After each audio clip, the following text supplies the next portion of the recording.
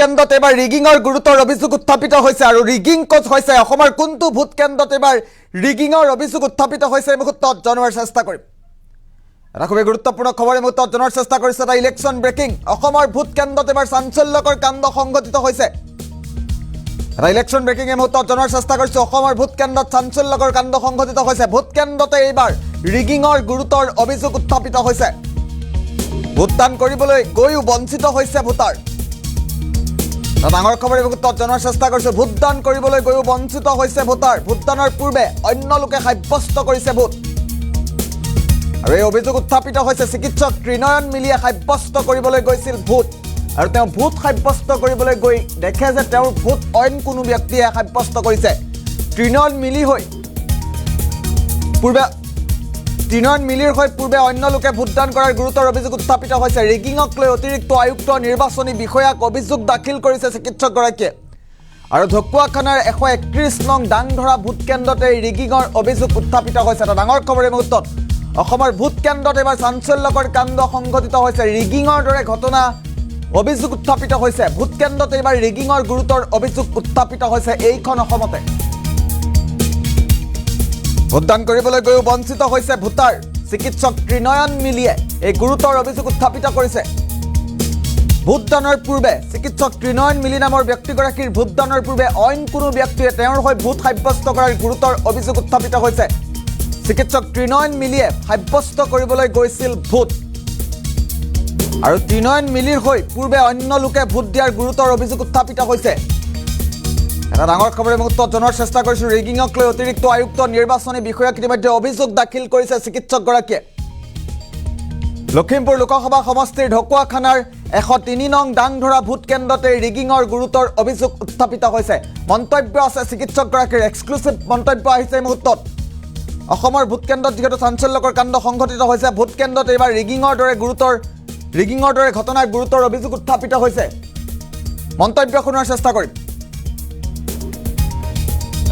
এনেকুৱা মই লখিমপুৰ মেডিকেল কলেজত কাম কৰা ডক্টৰ হয়। আজি ৰাতিপুৱা ডিউটি কৰিলোঁ। ডিউটি কৰি 2টা বজালৈকে ডিউটি কৰি মোৰ জন্মস্থান ঢকুৱাখানাৰ ডাংধৰা হাইস্কুলৰ পলিং চেণ্টাৰত মই দিব আহিছিলোঁ। ভোট আশাৰে আহিছিলোঁ।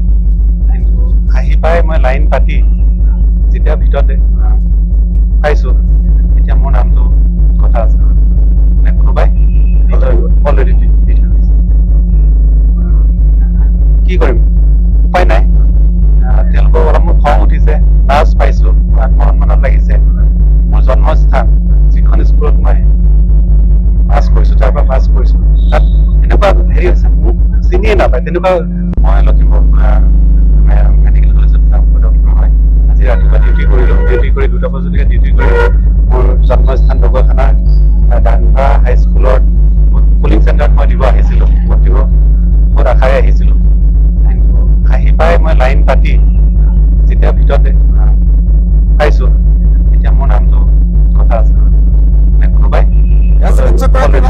আমি মন্তব্য এই মুহূৰ্তত লোৱাৰ চেষ্টা কৰিছোঁ। ভোটদান কৰিবলৈ গৈও বঞ্চিত হৈছে এইগৰাকী ত্ৰিনয়ন মিলি নামৰ চিকিৎসক। পুনৰবাৰ গুৰুত্বপূৰ্ণ খবৰটো ফুল ব্ৰেকিঙৰ সহায়ত জনোৱাৰ চেষ্টা কৰিম।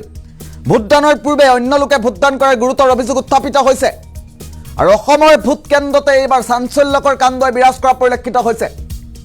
ভোট কেন্দ্ৰতে এইবাৰ ৰিগিঙৰ দৰে ঘটনাৰ সৃষ্টি হোৱাৰ অভিযোগ উত্থাপন কৰিছে এগৰাকী চিকিৎসকে।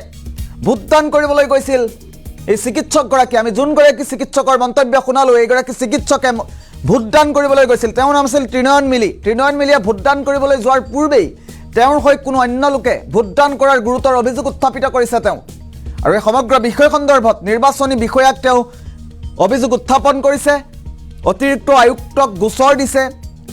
আগন্তুক দিনত সমগ্ৰ ঘটনা পোহৰলৈ তদন্ত কৰাৰ পাছত যিহেতু পোহৰলৈ আহিব। কিন্তু বৰ্তমান মুহূৰ্তত ডাঙৰ খবৰটো হৈছে অসমৰ ভোট কেন্দ্ৰতে এইবাৰ ৰিগিঙৰ দৰে ঘটনা সংঘটিত হৈছে। ঢকুৱাখানাৰ 131 নং ডাংধৰা ভোট কেন্দ্ৰতে ৰিগিঙৰ গুৰুতৰ অভিযোগ উত্থাপিত হৈছে।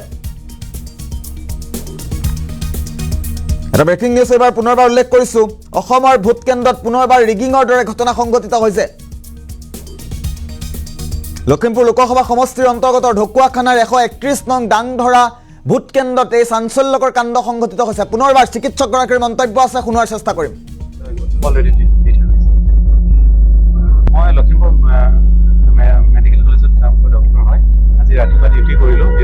2টা বজালৈকে ডিউটি কৰি মোৰ জন্মস্থান ঢকুৱাখানাৰ ডাংভাৰা হাইস্কুলৰ পুলিং চেণ্টাৰত মই দিব আহিছিলোঁ, ভোট দিব বহুত আশাৰে আহিছিলোঁ।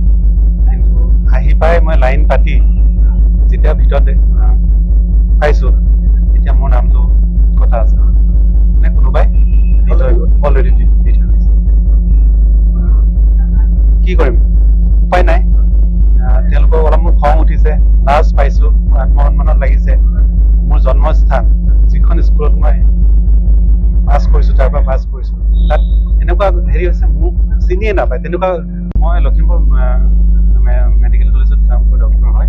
আজি ৰাতিপুৱা ডিউটি কৰিলোঁ, ডিউটি কৰি 2টা বজালৈকে ডিউটি কৰি মোৰ জন্মস্থান ঢকুৱাখানাৰ ডাংভাৰা হাইস্কুলৰ পুলিং চেণ্টাৰত মই দিব আহিছিলোঁ, ভোট দিব বহুত আশাৰে আহিছিলোঁ। কিন্তু আহি পাই মই লাইন পাতি যেতিয়া ভিতৰত পাইছোঁ, তেতিয়া মোৰ নামটো কথা আছে মানে কোনোবাই অলৰেডি দি থৈ গৈছে। কি কৰিম, উপায় নাই। তেওঁলোকক অলপ মোৰ খং উঠিছে, লাজ পাইছোঁ, আত্মসন্মানত লাগিছে। মোৰ জন্মস্থান